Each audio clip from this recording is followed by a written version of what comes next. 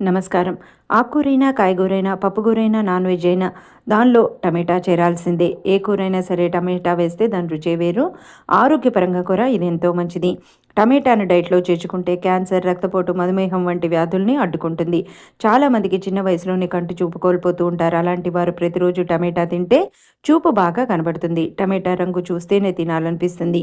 ఒక్క టమాటా తీసుకుంటే 10 రకాల కూరగాయలు తిన్నట్లే. టమాటాలో బీటా కెరోటిన్ అధిక మోతాదులో ఉంటుంది కాబట్టి దీంట్లో చర్మం నిగారిస్తుంది, జుట్టు దృఢంగా ఉంటుంది, అధిక బరువు సమస్య కూడా రాకుండా ఉంటుంది. దీనిలో సి విటమిన్, యాంటీ ఆక్సిడెంట్లు, ఖనిజాలు అధికంగా ఉంటాయి. ఇవి క్యాన్సర్ వ్యాధి నుంచి మనని కాపాడుతాయి. టమాటా తీసుకుంటే శరీరంలో 80% చెడు కొలెస్ట్రాల్ పోతుంది. రక్తపోటు రాకుండా ఉండేందుకు టమాటా ఆహారంలో భాగంగా చేసుకోవాలి. ఇందులో ఉన్న పొటాషియం రక్తపోటు నివారణకు పనిచేస్తుంది. టమాటాల వల్ల హెమోగ్లోబిన్ కూడా పెరుగుతుంది. మీకు నచ్చితే కనుక తప్పకుండా దీన్ని పాటించండి.